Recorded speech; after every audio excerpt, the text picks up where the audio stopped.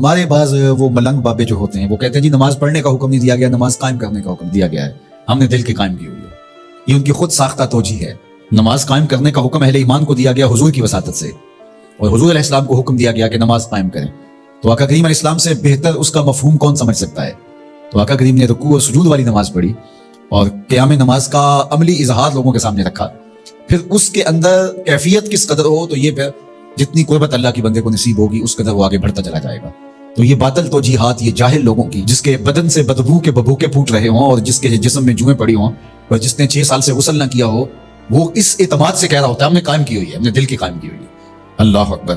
تو یہ اس معاشرے میں ایسے لوگوں کو ماننے والے اور ایسے لوگوں کی باتوں کو غور سے سننے والے اور ان جاہلانہ باتوں کو معرفت کی باتیں قرار دینے والوں کی کمی بھی نہیں ہے۔ تو اللہ تعالیٰ جل شانہ سے ہدایت مانگنی چاہیے کہ اللہ ہمیں ہدایت کا نور نصیب فرمائے۔ تو اقامت نماز سے کیا مراد ہے؟ اس کی فرائض کے ساتھ ادا کرنا، یا پھر رکوع سجود تلاوت کا اتمام اور اس میں خشوع کا اور خضوع کا اظہار اور اس میں مکمل ڈوب جانا کہ گویا تم اللہ کی عبادت کر رہے ہو تو اس کو دیکھ رہے ہو۔ حضرت عثمان غنی رضی اللہ تعالیٰ عنہ فرماتے ہیں کہ جس نے صحیح وضو کیا، حضور علیہ السلام سے روایت کہ جس نے صحیح وضو کیا جس طرح میں نے وضو کیا ہے اور 2 رکعت پڑھی اور اس میں اس کو کسی غیر کا خیال نہ آیا تو اللہ تعالیٰ اس کے پچھلے سارے گناہ معاف کر دیتا ہے صرف 2 رکعت سے۔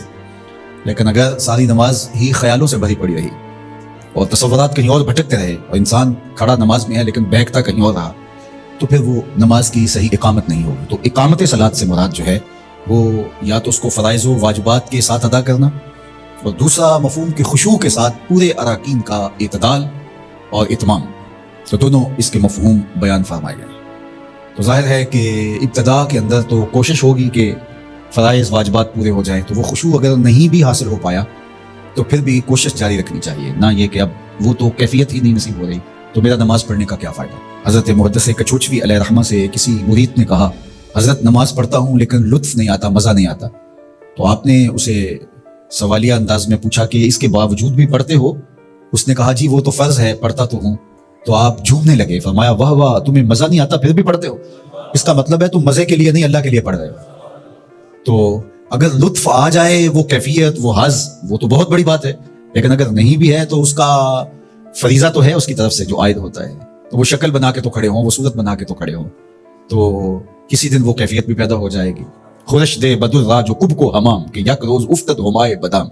سعدی شیرازی فرماتے ہیں کہ دانے ڈالتا رہے، چوگا ڈالتا رہے، کبھی کبوتر آئے گا، کبھی کوا آئے گا، کبھی کوئی اور فاختہ آ جائے گی، لیکن کسی دن وہ بھی آ جائے گا جس کے لیے تم یہ سب کچھ کر رہے ہو۔ تو اس لیے محنت کو جاری رکھو، کوشش کرتے رہو، تو ایک دن انشاءاللہ اس کیفیت میں بھی چلے جاؤ گے۔ دروازہ کھٹکھٹانا چھوڑنا نہیں ہے، دستک دیتے رہو، کبھی تو بوا کھلے گا نا، کبھی تو آواز آئے گی کھلا ہے دروازہ آ جاؤ اندر، پھر اندر سرور کی وادی ہوگی، کیف کا جہاں آباد ہوگا۔